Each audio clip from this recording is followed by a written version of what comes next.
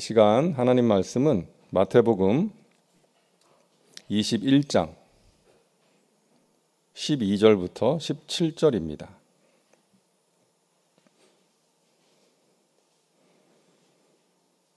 마태복음 21장 12절부터 17절 말씀 우리 한 목소리로 봉독합니다. 예수께서 성전에 들어가사 성전 안에서 매매하는 모든 사람들을 내쫓으시며 돈 바꾸는 사람들의 상과 비둘기 파는 사람들의 의자를 둘러 엎으시고 그들에게 이르시되 기록된 바 내 집은 기도하는 집이라 일컬음을 받으리라 하였거늘 너희는 강도의 소굴을 만드는도다 하시니라. 맹인과 저는 자들이 성전에서 예수께 나오매 고쳐주시니 대제사장들과 서기관들이 예수께서 하시는 이상한 일과 또 성전에서 소리질러 호산나 다윗의 자손이여 하는 어린이들을 보고 노하여 예수께 말하되 그들이 하는 말을 듣느냐. 예수께서 이르시되 그렇다. 어린아기와 젖먹이들의 입에서 나오는 찬미를 온전하게 하셨나이다 함을 너희가 읽어본 일이 없느냐 하시고 그들을 떠나 성 밖으로 베다니에 가서 거기서 유하시니라. 아멘. 고난주간 특별 새벽기도에 함께 하시는 분들 주님의 이름으로 사랑하고 축복합니다. 하나님께서 귀한 은혜를 베풀어 주실 줄로 믿습니다. 이번 한 주간 우리 예수님께서 십자가에 달리시기 전 한 주 동안 주신 메시지를 함께 나누고자 합니다. 자, 오늘은 성전에서 분노하신 예수님입니다. 오늘 본문은 예수님께서 예루살렘에 들어가시고 그 다음 날 하신 일입니다. 성전에 가셨는데 성전에서 물건 파는 사람들과 또 돈 바꿔주는 사람들이 있었어요. 예수님께서 그들을 밖으로 쫓아내시고 그들의 상을 둘러 엎으십니다. 그러니까 화가 많이 나신 거죠. 그리고 말씀하십니다. 오늘 13절이죠. 그들에게 이르시되 기록된 바 내 집은 기도하는 집이라 일컬음을 받으리라 하였거늘 너희는 강도의 소굴을 만드는도다 하시니라. 자, 여러분, 예수님께서 왜 이런 행동과 이런 말씀을 하셨을까요? 당시의 성전에는 제사 때 바쳐지는 제물, 소나 양이나 비둘기를 파는 사람들이 있었어요. 그러니까 원래는 그 제물을 바치는 사람이 그 제물을 자기가 가져와야 되는데 또 그렇게 하는 사람들도 있었지만 많은 경우에 번거로우니까 그냥 성전에 와서 그 제물을 사는 거예요. 사서 바치는 거예요. 또 그렇게 할 수 있도록 해놓은 거예요. 그러니까 당시의 종교 지도자들이 그 상인들의 장사하는 행위를 눈감아 주면서 어떤 이익을 챙긴 것입니다. 그러니까 뒷거래가 있었던 것이죠. 담합이 있었던 것입니다. 자, 그리고 돈 바꿔주는 사람들이 있었죠. 환전상이 있었습니다. 이 사람들이 왜 성전에 필요했냐 하면 당시에 성전에서 제사를 드릴 때 성전세를 내야 했는데 그 당시에 주로 통용되던 화폐는 로마 화폐였거든요. 근데 로마의 화폐에는 황제의 형상이 새겨져 있었어요. 그래서 하나님의 전에 바쳐지는 그 성전세를 낼 때에는 황제의 형상이 새겨져 있는 로마의 화폐가 아니라 유대 화폐로 내게 했던 것입니다. 그래서 환전상이 필요했던 거예요. 근데 여러분, 이것도 마찬가지였습니다. 종교 지도자들과 환전상들이 자신들의 이익을 챙기기 위해서 만든 정책이었던 것입니다. 그러니까 예수님께서 그 사실을 아시고 분노하신 거예요. 그래서 장사하는 사람들의 상을 둘러 엎으시고 다 내쫓으신 것입니다. 자, 여러분, 우리가 예수님의 모습을 보면서 생각해야 될 것이 있지 않습니까? 성전은 어떠해야 하는가? 성전은 어떠해야 하는가? 이 성전은 당시에 예루살렘에 있었던 성전뿐만이 아니라 오늘날 이 땅에 존재하는 모든 교회들, 그리고 우리 각 사람을 포함하는 개념이에요. 왜? 우리 각 사람이 성전이니까. 고린도전서 3장 16절입니다. 너희는 너희가 하나님의 성전인 것과 하나님의 성령이 너희 안에 계시는 것을 알지 못하느냐. 하나님의 성령이 거하시는 우리 각 사람이 뭐다? 성전이다 라고 말씀하세요. 건물 성전이 있고 사람 성전이 있습니다. 그래서 오늘 이 말씀을 우리 자신에게 적용할 수 있어야 되는 거예요. 첫째로 성전은 깨끗해야 됩니다. 깨끗해야 돼요. 오늘 본문에 나오는 사건을 부르는 명칭이 있지 않습니까? 성전 정화 사건, 성전 청결 사건이라고 부릅니다. 그러니까 예수님께서 성전을 깨끗하게 하신 거예요. 왜? 성전은 깨끗해야 되니까. 여러분, 교회의 능력은 거대함이 아니라 거룩함에 있다 그랬습니다. 여러분, 초대교회는요, 박해받는 교회였어요. 엄청난 박해였습니다. 예수님을 믿는다는 이유로 칼에 찔려서 죽기도 하고 십자가에 달려서 죽기도 하고 사자의 밥이 되기도 했잖아요. 엄청난 박해였어요. 하지만 그 박해 속에서 교회는 거룩한 공동체로 성장했습니다. 믿는 사람들이 날마다 더했고요. 복음이 그들에 의해서 전 세계로 전파된 거예요. 그런데 교회가 로마에 의해서 공인된 후부터, 인정받은 후부터 오히려 타락하기 시작했어요. 권력과 밀착되고 각종 세속에 물들게 되었던 것입니다. 유럽에 여행을 가보신 분들은 아시겠지만 이제 유럽에 있는 여러 나라들 여행을 가면은 가는 곳이 어디예요? 왕궁하고 교회입니다. 교회가 관광지예요. 얼마나 건물이 웅장하고 아름다운지. 그래서 관광지로서의 명성은 가지고 있지만 예수 그리스도의 생명력은 다 잃어버린 교회들. 그게 유럽의 교회들 아닙니까? 여러분, 우리는 기억해야 됩니다. 교회의 성장보다 중요한 것은 성결이라는 것입니다. 그동안 한국교회는 성장을 추구하면서 달려왔어요. 그래서 전 세계 기독교 역사의 유래를 찾아보기 힘든 놀라운 성장을 이루었습니다. 그런데 언제부턴가 그 성장이 멈추고 이제는 감소하고 있잖아요. 왜? 성결이 따르지 않았기 때문입니다. 믿는 자들이 믿는 자답게 살지 못하고 교회가 세속에 물들었기 때문이에요. 그래서 성장보다 중요한 것이 성결이라는 것입니다. 성결하면 성장은 하나님이 주시는 선물이에요. 자연스럽게 따르는 것입니다. 야고보서 1장 27절입니다. 하나님 아버지 앞에서 정결하고 더러움이 없는 경건은 곧 고아와 과부를 그 환난 중에서 돌보고 또 자기를 지켜 세속에 물들지 아니하는 그것이니라. 자, 참된 경건은 뭐라고요? 어려운 사람들을 돌보는 것. 그리고 자기를 지켜 세속에 물들지 않는 것. 그것이 경건이다. 우리 얼굴에 뭐가 묻으면 그냥 두지 않잖아요. 뭐 닦아내든지 빨리 씻어야죠. 우리의 옷에 뭐가 더러운 게 묻으면 그냥 입고 다니지 않죠. 뭐 빨든지 빨리 세탁소에 맡기든지 해야 되는 거 아닙니까? 우리의 마음에 더러운 것이 묻을 때 그냥 두면 안 된다는 것입니다. 빨리 닦아내야 돼요. 예수 그리스도의 십자가 보혈로 빨리 씻어내야 되는 것입니다.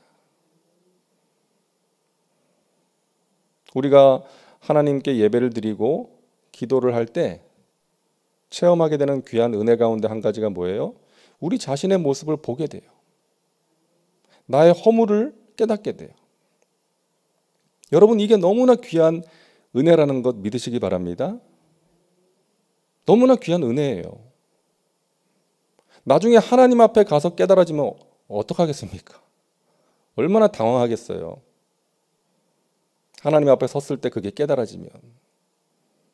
그래서 우리가 하나님을 예배하고 기도할 때 우리 자신의 모습을 돌아보고 회개할 수 있다는 것, 돌이킬 수 있다는 것이 정말로 귀한 은혜인 것입니다.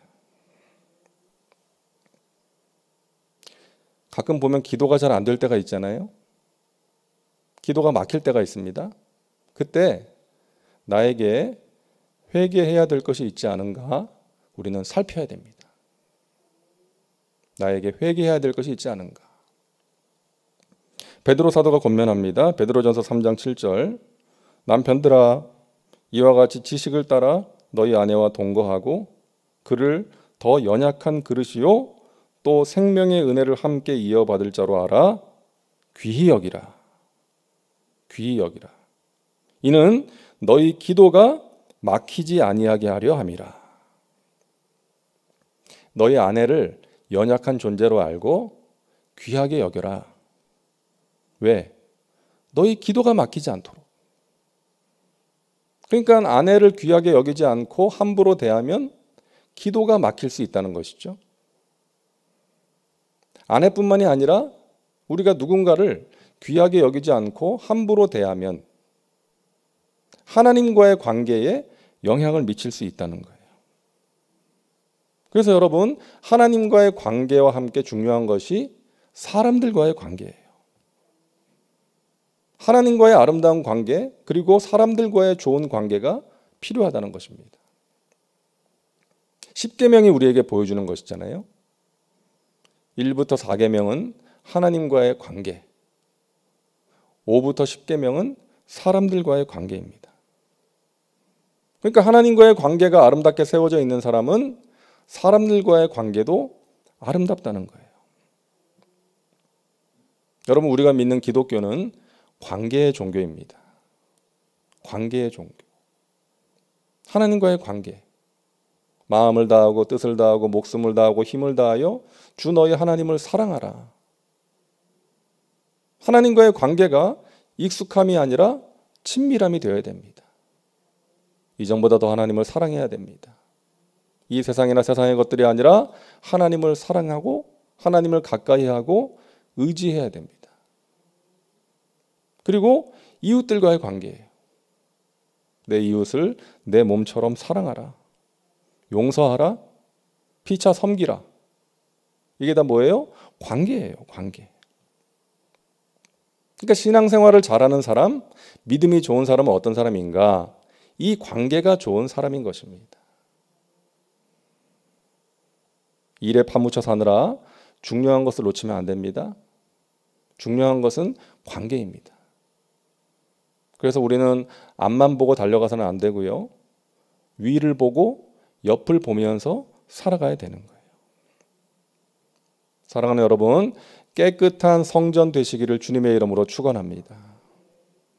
그러함으로 기도가 막히지 않고 축복이 막히지 않기를 간절히 바랍니다. 둘째로, 성전은 기도하는 곳입니다. 오늘 13절입니다. 그들에게 이르시되 기록된 바 내 집은 기도하는 집이라 일컬음을 받으리라 하셨거늘 너희는 강도의 소굴을 만드는도다 하시니라. 자, 성전의 정체성을 말씀하셨어요. 성전은 뭐다? 기도하는 집이다. 교회는 뭐 하는 곳이다? 기도하는 곳이다. 여러분, 교회의 사역보다 중요한 것은 기도입니다. 교회의 조직이나 행정보다 중요한 것은 기도예요. 기도를 잃어버리면 가장 중요한 것을 놓치는 것입니다. 생명을 잃어버리는 거예요. 하나님의 뜻대로 나갈 수가 없는 것이기 때문입니다. 성전인 우리에게 있어서 가장 중요한 것은 기도예요. 왜? 그것이 우리의 정체성이기 때문에. 그래서 예수님께서는 기도를 잃어버린 성전들을 보시면서 안타까워하십니다. 오늘날 믿는 사람들 가운데 이 자신의 정체성인 기도를 잃어버린 채 살아가는 사람들이 많이 있지 않습니까? 자신의 정체성이 기도하는 집인데 돈 버는 것, 성공하는 것이 자신의 정체성인 것처럼 살아가는 사람들이 있지 않습니까? 물론 열심히 일을 해야 되고 돈을 벌어야 되지만 기도 없이 그렇게 살아가는 것은 믿는 사람들에게 어울리지 않는다는 것입니다. 우리의 정체성은 기도에 있기 때문에. 그런가 하면 기도를 비상낙하산처럼 생각하는 사람들도 있어요. 급할 때만 사용하는 거예요. 근데 성경은 분명히 말씀하십니다. 쉬지 말고 기도하라. 어떻게 우리가 쉬지 않고 기도할 수가 있습니까? 이 말씀은 항상 깨어 있으라는 거예요. 영적으로 항상 깨어서 하나님 바라보고 살라는 것이죠. 내가 내 인생의 주인 되어 사는 것이 아니라 하나님을 내 인생의 주인으로 모시고 따라가라는 것입니다. 여러분, 우리가 느끼는 감정을 기도로 승화시켜야 돼요.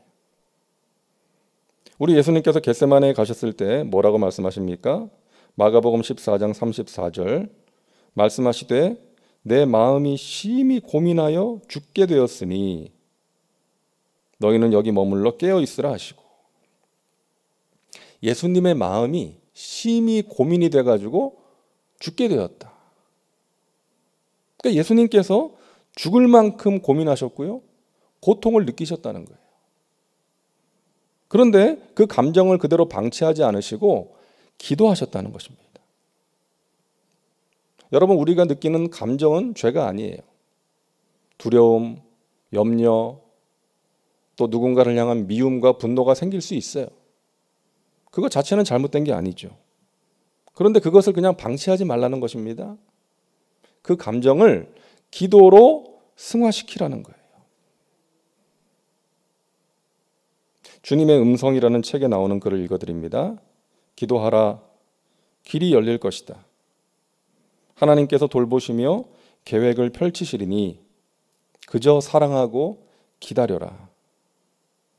무엇 때문에 염려하느냐? 하나님께서 너를 돌보시고 보호하지 않으셨느냐? 계속 의지하라. 기쁜 마음으로 의지하라. 확신을 가지고 의지하며 잠잠하라.